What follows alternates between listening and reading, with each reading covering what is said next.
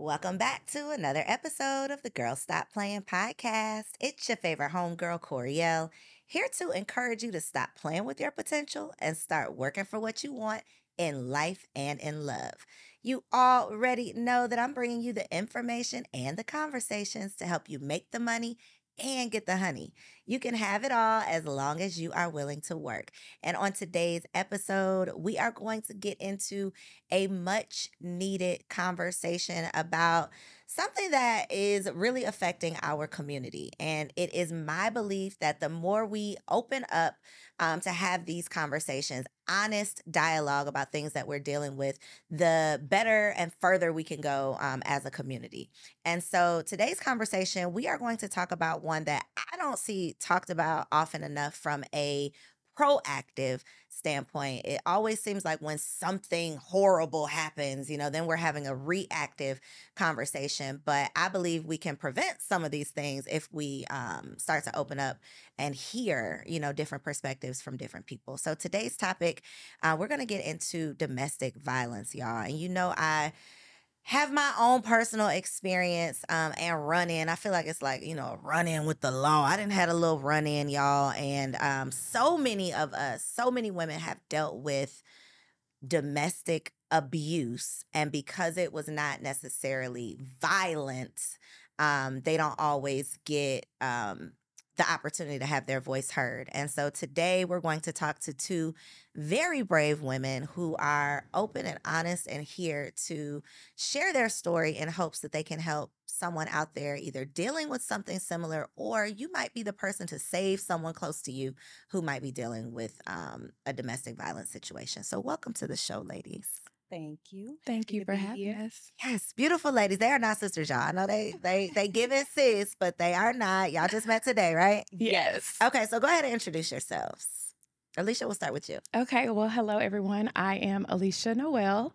I am a wife, a mom, and I'm a survivor. Come on, I'm a survivor. I am Shamir Goldsboro. I am a mother, a writer, a nurse, and a survivor. I'm originally from Boston, and my domestic abuse situation actually was the catalyst for why I moved to Atlanta 5 years ago. Okay. So I want to take a step back. And you said you're currently married. I'm assuming that what we're going to be talking about today is not your current husband. It is not. Got you. Okay. I just want to clear the air, please. Clear the air. Okay, he is amazing. Right. We don't need honey getting any backlash. But I would love for that relationship, I would love for you to talk about the beginnings of it. So like, where did you meet? What was the foundation? Because so often some of those very first encounters were filled with information that we just weren't really ready for. So can you take us back to like day one? How did you meet? Ooh, so for me, I was about to be a freshman in high school. And I had just went through this transformation. I had lost like 50 pounds over the summer. It was the glow up for me. I got back to school and people were like, oh, this is a new person. And he was a senior in high school. And I was looking for love in all the wrong places. I didn't have my dad in the home. My mom, all I saw was her go through different relationships with abuse. And so when I met this guy who was very, smooth talking, all the things, it was just like, okay, go with it, girl. Like, you're in this glow up phase. You haven't felt love or felt what I thought was love at the time. And so the very, first moments of meeting him, it was just like, he told me all the things, wear this to the basketball game, do this, do all the things. And it was those moments that I thought someone was caring for me, but looking back on it, he was grooming me and also preparing me for how he would treat me later on in the relationship. Mm-hmm. And what could you, and I know, it's probably far back to think about, but do you remember at what point or how far down the line you got like an inkling or like something not being right? Yeah. So for me, of course, going into high school, there's lots of opportunities for you to, start having events and parties. And I remember specifically a guy spoke to me at a party and like, he really confronted the guy, and they almost got into an altercation. And for me, that was like it was a red flag, but at the same time, I was just so looking for love that I didn't even see it as something that would be a negative, because I was just so focused on, well, somebody cares for me. Somebody who I feel like has my best intentions is looking out for me, so to speak. And really, that was just the first of many. The many times we tried to break up, and if another guy looked at me the wrong way, there was an altercation or a fight, you know, to the point of leading up to my high school graduation, where I graduated with a black eye from him. I was my class valedictorian, and so trying to cover that up to really give a speech and push through a moment where I felt the most broken. I had the biggest accomplishment of my life to that point, and I felt completely broken. And so all of those little stepping stones that we see as opportunities for us to get out, if we don't have the right people around us to support us, to help us get out, we won't. And that was really big for me along the journey. Was I did have a few people who I really felt like were in my corner, but the people who could do the most about it, my family, didn't. And that was really hard. So many points that I think are important to bring up. You mentioned that he was grooming you. You mentioned that, you know, these things that you thought were love were really subtle signs of maybe emotional abuse. You know, a lot of times it's emotional and mental before it turns physical, because they are grooming you to prepare you for, you know, how they need you to respond when it does turn physical. And I love that we're even able to talk about a teenage perspective, because I am blown away by the number of little girls that are in abusive relationships. Yeah. And as a grown-ass woman, to think about how that can affect you if your first boyfriend is beating on you. You know, how that could just spiral into just so, you know, just the adult version, basically, you know, and you're almost attracted to that. Just all of the things that could cause. And we never talk to young girls about what they're going through or the signs to look for. And so we become grown women who find themselves in relationship and, you know, think that because you want to talk to me all day long, all night long, you want to hold me so close, you want to make sure I'm good, you want to call my phone a million times, that you love me so much.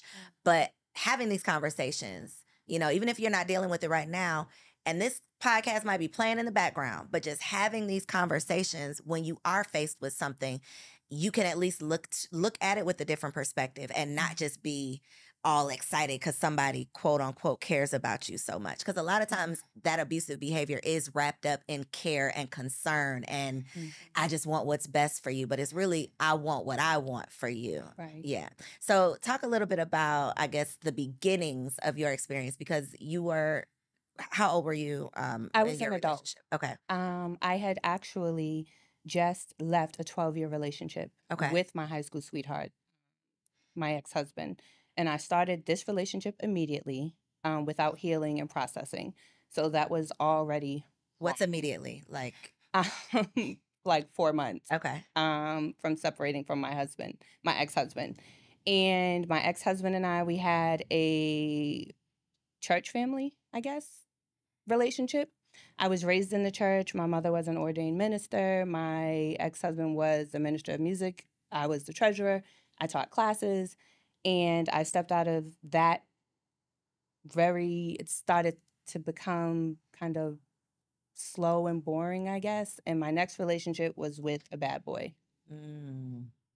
And I liked the excitement at first. It was different. I liked being outside. We took trips. We spent a lot of money. And we dated for 5 years before the first physical altercation, well, the only main one, happened between us. I guess in the beginning, the things that I thought were cute, that he always knew where I was, he bought my phones, his family and friends were always around and knew where I was or would tell him when they seen me. I didn't really see that as him just kind of closing in on my world and being everywhere, and that it was a negative. I watched my mom go through some domestic violence, and because I didn't think that the things that were occurring to me kind of fit what my head said was abuse. That was normal and it was okay. That part. Mm-hmm. Because then we turn around and have our own children. Right. And then we still have not even recognized that we're in an abusive relationship. Now our kids are exposed to that abusive relationship, and now they got to try to figure it out in their kid with their kid glasses, right? And we haven't even figured it out with our adult perspective. Right. And so it's like the cycle. And both of you have mentioned, you saw things with your mother. You mentioned a little bit that your family was not as supportive. What was your family's role in seeing, witnessing, supporting, advocating, encouraging? Like, what was their role in your relationships? Well, my family told me not to date him. My mother and my grandmother, we had family events and he was invited, and my grandmother, which she rarely speaks on it because she was the mother of 9 children and she plays the background unless you need info. She said, "No, baby. No." She said, "No." She said, "He doesn't even look like a man to me." Mm-hmm. And my mother was like, "Absolutely not." And what was your response in those moments? I said, "Okay, Nana." And, I said, I'm shocked that, you're talking to me about it. I said, "But okay, I love you, you know." And because he had asked me to marry him like immediately, and I said yes, and then I said no, and I said yes, and I said no, because I was fighting with hearing from my younger sister telling me, "No, he's not good enough for you." My brothers, my older brother was like, "No." My mom was like, "You can't go anywhere with him. I don't care what trips he takes you on. He's not presentable." My mother was very bougie, I guess. So she was like, "No." So but after it started to break down and we had a house together and we had our only child together. She was 6 months old when everything just kind of unraveled. My family really wasn't supportive in that transitional period. Were they not supportive in the tone of "we told you so," or were they not supportive in that they didn't really know what was going on to be able to support, or neither? It was a little of both, because while we were in the house, I wasn't really telling my family exactly what was going on. Because once I got pregnant with our daughter, we got, a house together and a couple of cars, and everything was kind of in my name. And then little things started to happen once we were living in the house together. I had to be on bed rest with the pregnancy, so the financial abuse started, and then the emotional and verbal abuse started because I was basically you know, I literally had to be in the bed to make sure my child was safe. And I had 2 other children, that were also in the home. So I'm trying to keep the peace, but little things were happening. He would block my phone. So I couldn't use the Wi-Fi. Like, I couldn't use iMessage to text. And I couldn't, I would be forced to try to communicate with my family over Facebook. And he could get into my emails because he gave me a laptop. But I didn't know that was giving him the ability to have all of my passwords. Like, it just, it was a lot that he was doing. We had cameras in the home. It went right to his phone, so he knew whenever someone came over and I would get a text message, he'd be like, "Whose car is that? Why, who said you could have someone over?" So when he started saying things like that, I'm like, what? Like, it was shocking. It was humbling. It was embarrassing. The embarrassment is what this whole conversation is hopefully going to dispel, because that's why you didn't tell anybody. I know, because that's why we don't tell anybody. Yep. It's almost as if the moment you start saying it out of your mouth, when you hear it, like when you hear your voice saying it, that's when it's real. Yep. So as long as you don't have to say it, as long as you don't have to admit it, as long as you can just, put the makeup on your face, figuratively or, truly, to cover up whatever you're going through, then it's not real. Yep. But once it's real, you got to deal with it. Once it's real, you have to do something about it. And so a lot of times when you're not ready for it to be real, you keep it to yourself. Yes. So what was because all of those things that you named so far, you can hide it. Yeah. Don't nobody know what's going on with your bank account. Don't nobody know that your husband blocked you. Maybe you couldn't pay the bill this month. Like, we're making assumptions about what happened, but nobody really knows until it turns physical. And sometimes they don't even know that episode, because we can hide that. We can cover it. We can do all of the things. But did you ever have any moments where maybe a friend or someone noticed something and said something, that maybe from the outside looking in, or maybe a child noticed something and, tried to encourage you to get out or talk about No, it, or at no point did anybody try to step in? no. I Mm. probably could have won an Academy Award for the performance I was putting on because everyone thought that we were completely happy. We had the house, my children were good children in good schools. In our hometown, the side of town that we lived on, that it was the more expensive side of town. So it And just, professionally, what do you do? I'm a nurse. So, for all of the people who think that women who end up in these situations look a certain way, they work a Hmm. certain job, they're in a certain field, they live in a certain part of the country or part of the Right. world, they have a certain demeanor, or none of that is. You could be the smartest, most successful, baddest woman that walks into the room, most confident, like Hmm. it could still creep up at your door and you don't see it Yes. coming. Mhm. So, for people who might be a friend Mhm. to someone who's dealing with something like this, Alicia, to your point of the people not doing much, what can people do if you are at the point where maybe you're open to it? Because until you're at that point, Right. all you're really gonna do is push the victim closer to the abuser, Mhm. because I'm not ready to deal with it, and the only person who understands is this person who's abusing me. So now we're gonna get tighter.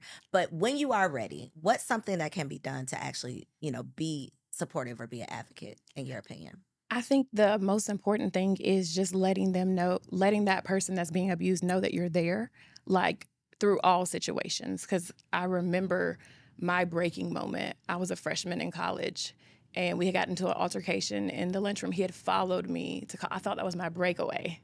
He had followed me to college, had never been to college himself, and all of a sudden he's enrolled in classes. Wait, so y'all dated your whole high school career? My whole high school Okay. career. Yep, On because and off. valedictorian. Okay, I'm back. Yes. Okay. Yes. So we get to the campus of Troy University, and I mean, I'm literally thinking this is my breakaway, and all of a sudden he's registering like a late registration. I still don't know how he got in, but I remember the altercation happening on campus. And at the time I was working, I had a full ride to go to school. And the altercation happened, and the next day I got requested to go to the dean's office.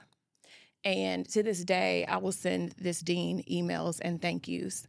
The dean had a really deep conversation with me, and Dean Reeves was like, Alicia, I look at your resume and I see the future. I see all the things you can have. And he said, you're letting one person stop you from that.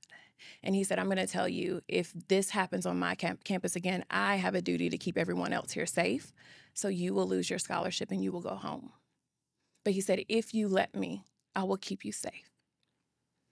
And he said, if you let me, I will have campus security escort you to and from your classes, to and from your dorm room. He said, but you have to choose that for yourself. And to this day, I know if he hadn't have given me that option and given me that support, I know that I would probably still be on this cycle, because it really took someone outside of my family to see all of that was good in me, to know that I had a potential in the future, to know that there were so many opportunities for me, but I was letting this one thing that I thought was love hold me back. And so that started. I remember going back to my dorm room and just having a cry out moment. And I just like a moments with, I will tell you, I'm very faith based. I felt like that was my first time encountering Jesus. And he was just like, I have you. There's so much more for you, my daughter. And it started, I would call the campus security if I felt like it was late because I worked a job. I got home late. And to the point one time, I had roommates that were from a foreign country, and somehow he had got to our dorm and he was in my dorm room waiting on me when I got home from work one night. And I just remember pressing this campus security, and like within 30 minutes, he was gone. He was banned, and that was the very last time that I saw him. Wow. And I just knew in that moment that I was protected, that I was safe, and I had built a church family there. And so I would really go to church and I would start slowly telling them what I was dealing with. And they were just so prayerful for me. They gave me a space to be able to talk through it and be myself and begin my healing journey. And, I had many people throughout the times in high school that saved me along the way, but it wasn't until that moment where I was ready and I knew it for without a shadow of doubt that I had that support that I could fully break ways and part ways. And so sometimes you really do need a panic button, someone that you can truly call and say, this is an emergency. I need you. I need support. I need help. And when that happened for me, that was the moment I could actually break free and break loose of the chains that had been on me for over 5 years. So I don't know this number by heart, but there is a domestic violence hotline that we will definitely make sure we link because so many people don't have a safe space. Right. I mean, thankfully in that situation, you have, the support of the staff and the campus security. But as adults, who's your campus security? Who's your phone a friend? Who's your safe space that's not going to judge you, when you truly need like a way out or just an ear? Because sometimes, if we're being honest, you're not really ready to make a change, but you still want an outlet, right? You still want to talk to someone. And so having that support system, whether you're paying for it through a therapist or, a friend, I think is so important. Do you think that having the Christian foundation of your family, do you think that made you stay longer than you should have? Or do you think that was eventually like part of the reason that you did leave? Or Both. did it play a role? Okay. I think initially, being a Christian, being raised in a Christian home, you were told that you were supposed to pray your way through your hardships, that you were supposed to stand and be strong and be committed and be faithful. But you're also told that if you step outside of God and his will for you, you do have to live. If you step outside of God's will, you have to stay outside of his will with whatever you just got. So I was battling with that with myself, staying in that relationship, knowing that that wasn't the lifestyle for me that he lived, that it wasn't good enough for me, that eternally I want to go to heaven and I want that for my children. And that relationship tore my life up. And I did have one friend, when I said, I can't take this anymore. I'm being stalked. I'm being harassed. He's dragging me to court. Like, I need an out. I cannot stay in Massachusetts anymore. I called my one friend and she helped me relocate to here. And I've been doing the inner work and my life has been amazing since I moved here. So what was that girl stop playing moment? What was that thing that you were going through that made you pick up the phone and call your girlfriend? I looked at my children.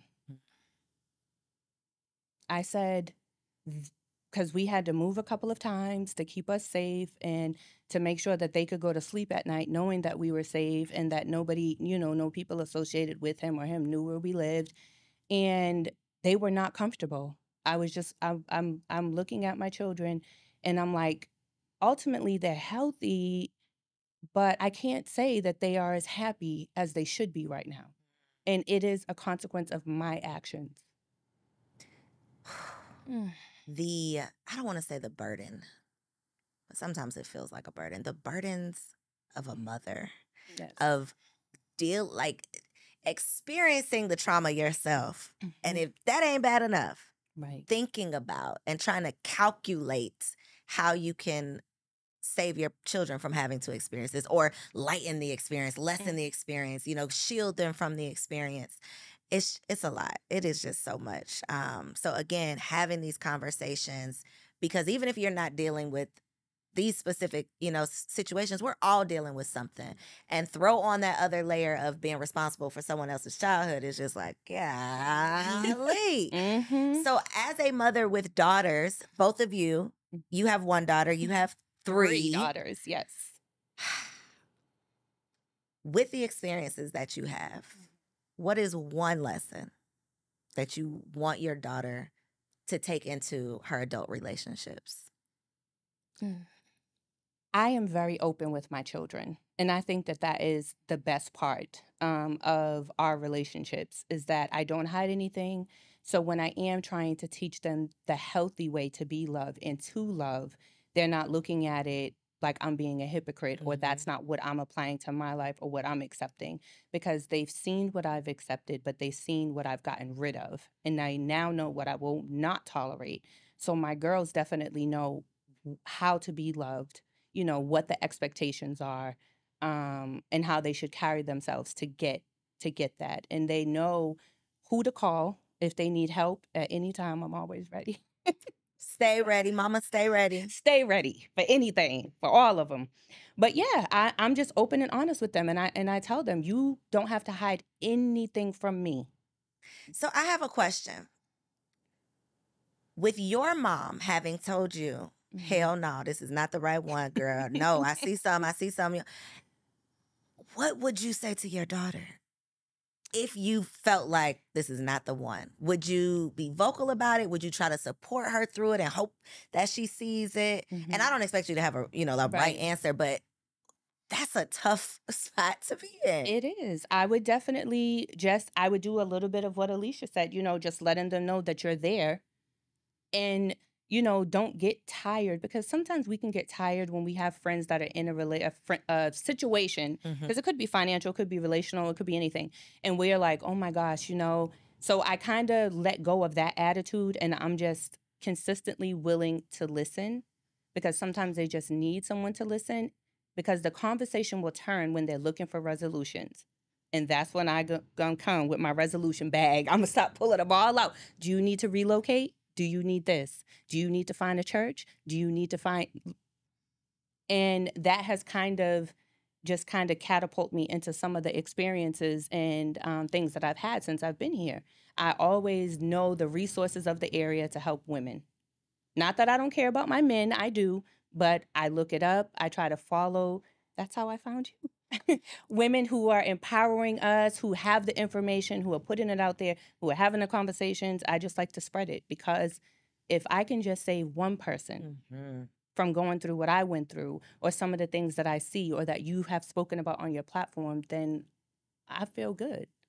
I love that. And again, like, if y'all could just take away from these conversations some of the things that are not typically considered abuse. I think that, to me, huge. In my experience, that was the biggest thing, was like, well, all of these 5 things were abuse, not just the time that he physically like, punches you. That's not when it becomes abuse. There's so many things that usually lead to that. That's usually not step 1. So if we can start recognizing the red flags before they even, turn, or orange flags before they even turn red, then we can save the high school girls. We can, or even talking to the friends of the high school girl about what to do, how to support it, how to recognize when your friend is in a situation that is not right. And so just being a resource, I think, is super, super important.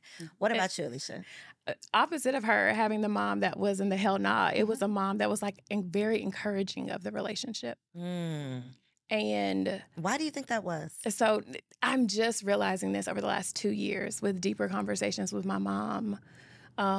She grew up very much so. Her mom instilled in her, you were not worthy unless you had a man. And she got like very deep with me about when her mom passed almost 2 years ago to the date. She got very deep with me about all the things that she saw growing up, and that she was basically used, I would say, somewhat of as a sex slave as a teenager to get things that her mom wanted. And so I think a lot of it, having conversations and healing conversations with your parents, with your therapist, can truly start to show you, my mom just didn't know any better to an extent, because it had been ingrained in her since she was a teenager. And so having those more conversations that showed me things, to the point, during the abuse, at one point in time, I ran away to be with a guy. I was on gone for like a day, but my mom told me after that point she would never stop me from seeing him. And I said, this was like 6 months ago, and I was like, Mom, why? And she said, well, you're my aunt. When my mom and my grandmother were my biggest advocates in life. And she said, when you ran away that one time, your grandmother told me to never push away, because remember how hurt they were when my aunt ran away. She was gone for 2 weeks with her lover at the time. And they were gone in Tennessee. My grandmother, of course, no phones. They had no idea where she was. And so my mom and my grandmother were like, let's just protect her. We can keep her safe if we know where she is. And so just finding this out years later, and I'm still in a place of healing. Being a mom has forced me to heal because I never want to see my daughter go through that. Even to the point, like, my husband and I have been married almost 10 years, and he was like, you've just started having conversations with me about this where you will talk about it, because it was such a hard time in my life. And I felt like the embarrassment and the shame were heavy on me.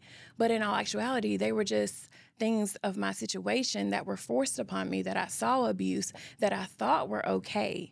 And until I started being able to heal and being able to see this had nothing to do with you, but it had everything to do with your circumstances and the people around you not being in a position to know how to help you. Yep. And so the things that you're talking about helping the young girls, helping their friends know what's the right thing to do, who's the right people to address and to become advocates for, it's so important to me, because if someone had healed my mom before me, would I have had to experience that? And so now my daughter has a healing and healed mom that is going to be able to talk through it with her, that is going to be able to also recognize the signs, but be more so interjected into it in a way that I know I'm the person that's meant to support her and keep her safe, especially when she is under my roof and she is a teenager. I didn't know the right things to do. And had I had a mom who was more informed and knew the right things to do, those situations could have been stopped and prevented. And so I'm all for reaching out to our young ladies and letting them know, no matter your age, that it's really important that you find that safe space and that you try to get to the root of why you think it's okay. Because for me, for the longest, I was like, this is okay how he's treating me. It's what you're used to. And sometimes it's either what you're used to or it's not as bad as what you saw. So it can't be that bad because it's not that. And I think, to your point about your mom, a lot of times, listen, we be giving daddies hell. These mamas are at the root of a lot of these issues, because that their generation, that's an unhealed generation. Like, we're talking about mental health, and we're normalizing these conversations, right? We got therapists. Our mamas don't have no therapists. They are offended by the conversation about a therapist, right? And so a lot of them, if they are a D, then they mamas was like a F, right? Because then we don't want to think about our grandmothers in that way. Right. But a lot of the things, there was a lot of abuse going on, right? And so if my mom is like beating me down, as long as I don't beat you down, I could beat you down with my words, but I'm not physically touching you. I'm not, so it's not as bad. So you have nothing to complain about. And then generation after generation after generation, it's like a cycle. We repeat a little less.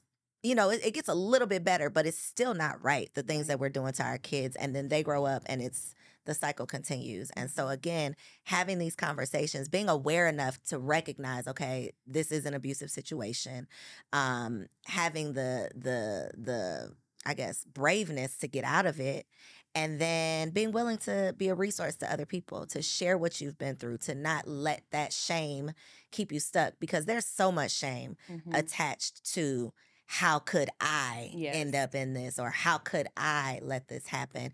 Especially when you have become whoever as a high school freshman, you haven't become anybody yet, which can be more harmful because it's, you're being abused as you are becoming.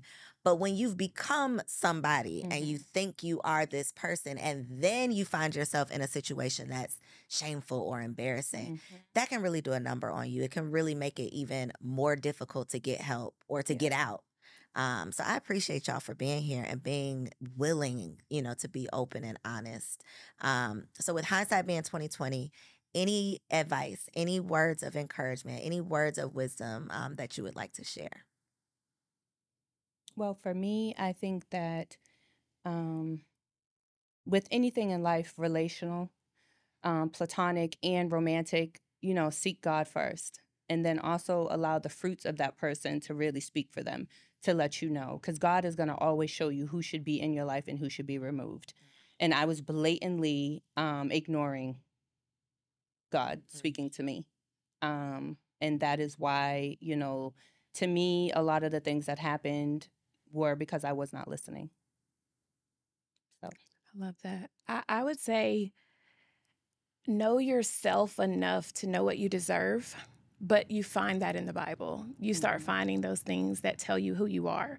So also don't allow yourself to get in relationships until you're confident in who you are, because the moment someone starts filling you, your buckets telling you who you are, you believe those to be truths, and they're not. And so for me as a young woman, but even now in my adult life, I'm having to refill those buckets. And I think if you start with those buckets first and you build on who you are, it will also have you questioning not just the relationships with a significant other, but your friendships. And it will allow you to establish the right people that you can trust. From the moment I thought I was going to commit suicide my sophomore year, to my history teacher being the person who spoke life into me. And she shared her story with me. And she shared what she had overcome and how she had graduated college and moved on to be one of the most successful women I know. If you're open to sharing your story with someone, do it, because you do not know in that moment how it can be the life-changing thing for them. So before we get out of here, ladies, I would love for y'all to share your info, social media, if people want to stay connected. They might slide in your DMs for some resources. So please look into that camera and share. Well, hello, I'm Alicia Noel. I'm on Instagram and all social handles at I am Alicia Noel, and I answer all the DMs. So if you have a question or you're just on this journey yourself, I would love to chat with you and just be your resource and your guide. I am Shamir Goldsboro. I am on all social media handles. You can find me by my full name, Shamir Goldsboro. My Instagram is queen_CJ. I do answer questions, so go ahead and shoot me a question if you have any questions about anything that was spoken about today, or if you need information about something else in the Atlanta area regarding women. I definitely appreciate y'all for sharing your story, for your willingness. I think that it's such a testament when we can learn lessons, but we don't feel like we have to hoard them because we understand how helpful, even the struggles. It doesn't have to, y'all don't even have to have arrived to be able to be a resource for other people, because there's always someone somewhere that is dealing with something that you've been through. So thank y'all for being here. And thank y'all for sticking it out until the end. Y'all, hopefully this has been a therapeutic conversation, maybe even a conversation that revealed some things for you, or maybe revealed something for someone around you. I don't believe in coincidences. I don't believe that y'all have made it to the end of this episode for no reason. So make sure that you share this with a friend. If Spirit is leading you to send this video, to send this episode as a resource to someone, please follow that guidance, okay? I appreciate y'all for tuning in. I'll see you on the next episode. If you enjoyed that episode, make sure you subscribe to the channel so you don't miss out on any upcoming content, and take it a step further and go ahead and join our private community over on Patreon, because it comes with some pretty bomb perks, including early and discounted access to our upcoming events, behind the scene exclusives with some of your favorite guests, the opportunity to call in on an upcoming show, the chance to vote on topics and guests for brand new shows, and I'm even giving you unlimited access to my vault of business classes, where I'm teaching you everything from Airbnb to developing digital products and everything in between. And you can get access to our Patreon for as little as $5 a month, okay? Get in where you fit in, and I'll see you on the inside.